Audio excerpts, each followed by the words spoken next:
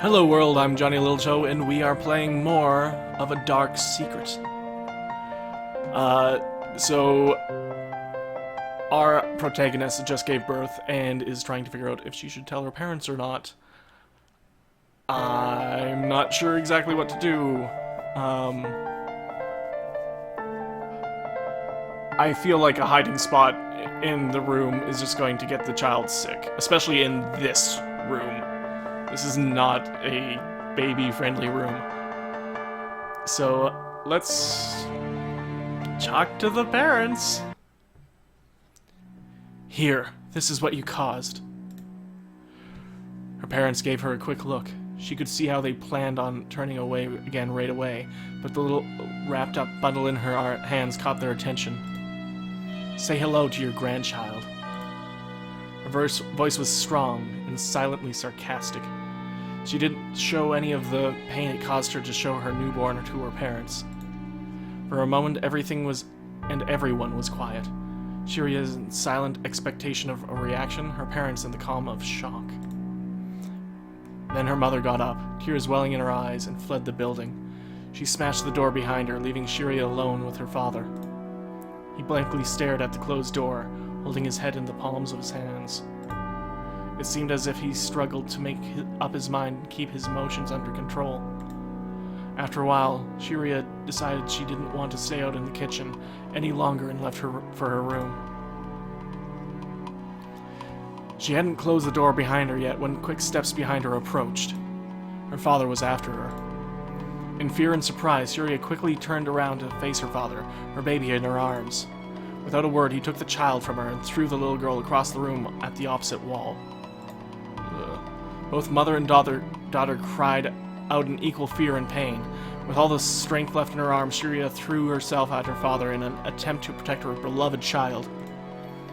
It was in vain. After everything that had happened on that day, she couldn't stand a chance against a grown man with the full strength of his hatred. Her father only turned to her for a second and pushed her away from him with both hands. She fell hard with her head on the hard wooden floor. Remaining conscious with all the strength left in her, she knew what was going to happen. She knew it the moment she looked up, unable to find the strength to raise again, and saw her father approach the child with a vase in his hands. The moment he struck the little girl's head, the newborn looked at her mother, and her mother looked back at her. Then the vase hit the baby's head. One time, then another, and once more. The child's eyes closed just a little bit, not entirely, and her struggle came to an end. Even in death, the eye contact between mother and daughter appeared to not be broken. Then, Shiria began to realize what had just happened. The one and only love in her life had been eliminated, killed, murdered. Her head sank back down on the floor, finally breaking the bond between hers and the child's eyes. She stared at the ceiling. Darkness began to emerge, creeping up from her legs towards her head, embracing her mind and invading it. Dead. Dead! Ed. She sobbed for a moment only. Then the darkness began to pierce her heart. Her face turned blank and motionless. Dead, she repeated. All of a sudden, something changed. She opened her heart for the darkness. Her last word before passing out was only a whisper in the gloom of pain. Death.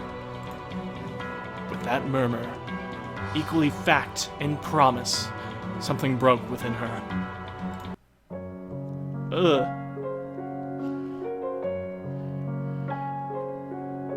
If life is like a tornado, then some are born on the inside, calm and tranquil, the eye of the storm. Some are born on the turbulent fringes. Some are yanked from serenity by circumstance. What you did to me was life-changing. Now I will take yours. In a word, run. You marveled at how easily you could pierce my flesh. I relish the speed at which my blade finds your heart. You should thank me. I yearn for it to end, for death to come. Now for you, there is no escaping it. You took me from the light, plunged me into darkness. You slit my wrists, I'll slit your throat. I'm not going to make you suffer. I'm not going to make you scream. I'm not going to make you pray for death. I'm going to make you pray for life.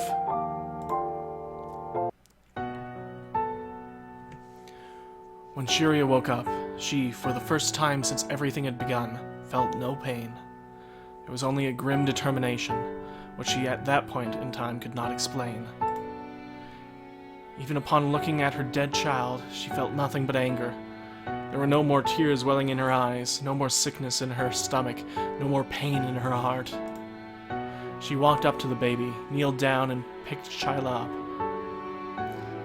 After wrapping her up in any blanket she could find in the room, she held the child to her breast and left the house through the window in her room. Once outside, she was stunned by the intensity of the sunlight and held for just a minute. Then, once she had given her eyes the chance to adjust to the change, she looked around and began to run. She turned right, and instead of leaving the small town, ran further into it. Without realizing she had run in circles multiple times, she finally found herself in a closed area and stopped in exhaustion. Falling on her knees, she dropped the bundle with the child next to her and bent forward to catch her breath. Without moving a bit, she dug her hands in the slightly wet earth in front of her. Hesitant, she began to dig slowly, but soon kept on speeding up until she had dug a huge hole in front of her. The sun was already fading, while before it had been high up in the sky, and finally Shiria realized she had dug the entire afternoon until nightfall. Looking down at her arms, she realized that they were covered in deep scratches and some of her fingernails were broken. She didn't waste a moment caring for it. Having carefully put the bundle that included her daughter into the pit, she closed the hole again, burying the child that had been far too young to die under a pile of earth. When she was done, she grabbed the next stone she could find and dropped it in the grave in order to have the possibility to find it, and replace the stone with a proper gravestone someday. Without shedding a tear, she got up and looked around the area where she was. In her mind, she realized that she should be worried she had buried her baby in someone's garden, or that someone had seen her, but she could not bring her emotions to follow the worry.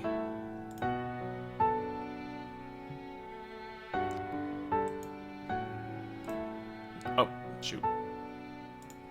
The twilight covered the area with strange shadows, as the young woman slowly turned around to look at the place where she was. There was no doubt she was standing in front of a large mansion, which probably belonged to some rich family. Shiria held her breath. Then she noticed it. The windows were covered with wooden planks, the doors barricaded and nailed shut. Is it abandoned? Shiria's heart began to beat faster. Excitement began to rise inside of her as she approached the old building and gazed through a crack in one of the wood planks. The inside was covered in cobwebs and a thick layer of dust. It is abandoned. Shiria was surprised. She had no idea where in the town she was. Neither had she ever been here. Yet she managed to find one of a handful of abandoned buildings within this large village, and it hadn't even taken a lot of searching.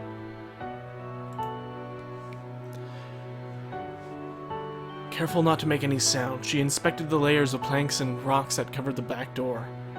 It seemed solid at first, but when she ducked down on the right side of it, she uncovered a few loose rocks, which she could easily move. Rocks? Bricks, maybe? She slowly pushed them to the side and crouched a bit in the hole she created. To her surprise, there was more unsolid rocks and branches inside. Oh, okay. Maybe I'm picturing this wrong. So she began to shove these to the side, which she believed to be necessary for getting towards the door. It only took some a little time until she found a huge, rotten plank with an ancient-looking handle. She put her hand on it and pushed with little strength. The door, against her expectations, did not break in immediately. She had pushed a piece of wood of the size of her hand away from the door. This is going to be even easier and more quiet than I thought. She began breaking small pieces out of the door until she had a hole of the size that she could crouch through. Behind her, she put the stones and planks back in place in order to cover the entrance and hide that she had been here. Not that she would expect anyone to come and look at this building anymore. She crawled through the hole and looked up. Once she had made a step into the mansion, it turned extremely light. At first, she was blinded by the dust and light, but what she saw was, when she regained parts of her sight, was breathtaking.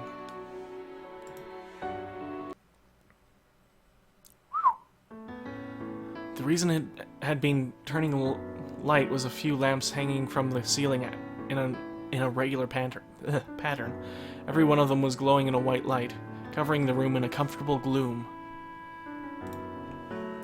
Pillars separated the room and created 3 almost equal chambers, connected and parted at the same time. Wherever a pillar stood, the ceiling appeared to reach towards it, to embrace it. That created waves in the ceiling, which Syria had never equally seen anywhere else before. Yeah, that makes sense. While the ceiling seemed to consist of round stones in different shades of brown, the walls were built of grayish bricks, which were wonderfully linked with white lines and around every single stone. The floor appeared to be made of some of the bricks that had been used for the walls also, but every stone in the floor was unique, with different size and color ranging from blackish gray to light brown. Silver and golden ornaments covered the ceiling and pillars, and decorative lines and symbols. Shiria wondered whether they had a meaning. It was only now that Shiria discovered the grave in the back of the left part of the large hall. She gasped in fearful surprise, but curiosity struck and she slowly approached it. The strange light covered the path, and she felt as if she was dreaming when she stood next to the old stone grave and looked down on it. For a while, she just stood there and observed the grave. With a sarcastic grin, she had to admit to herself that she was expecting something to rise from it and chase her out of its home, but nothing like happened.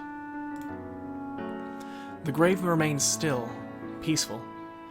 Silver moonlight flooded through a small window in the wall behind the grave and let the ancient stone constructions shine in a magical aura.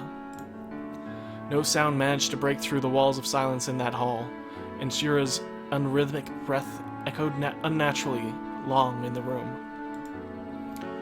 Finally, after what seemed like an eternity, Shiria placed her hand on the old rock and ran her finger down one of the gaps time had scratched into the stone board. She held her breath in expectation of something to happen, but nothing did. The magical atmosphere remained, but not a thing changed on the grave. Shiria sighed and suddenly felt very tired. All the digging for her baby's grave, the tension after, and the excitement of finding a new home had worn her out, and she sat on the ground next to the grave, leaning against the comfortably cool stone wall. Not a minute had gone by when she had fell into a deep, dreamless sleep.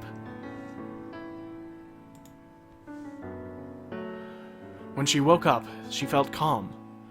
Looking around the room, she saw the grave again and the mostly empty room of the basement.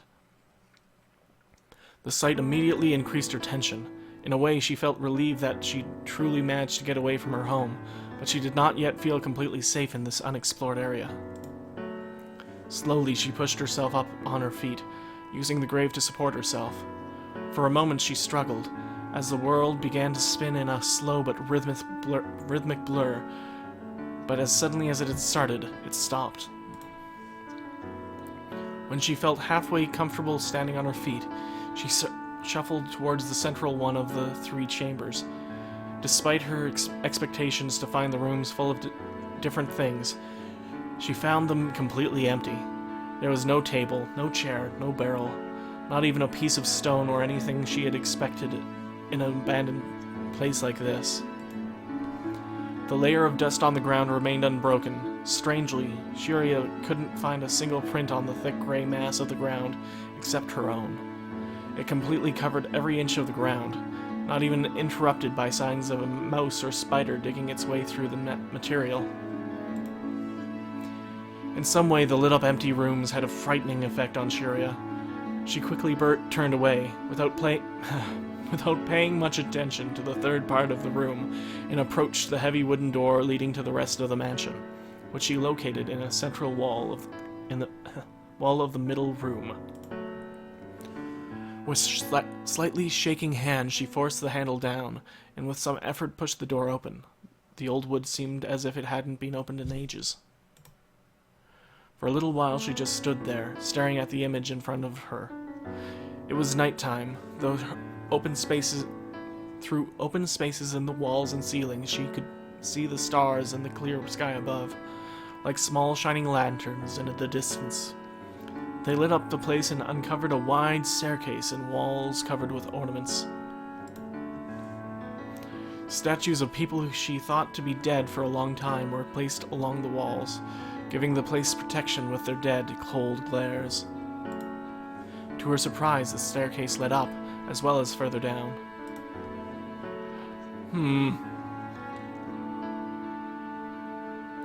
I'm actually going to call it an episode here. Yeah, about that time. So, yes, we'll pick up on this with our latest choice in the next episode. I have been your host, Johnyliltoe. Thank you for watching. Any questions, concerns, comments, suggestions, put them down in the comments section below. I love hearing from you guys, and I will see you next time.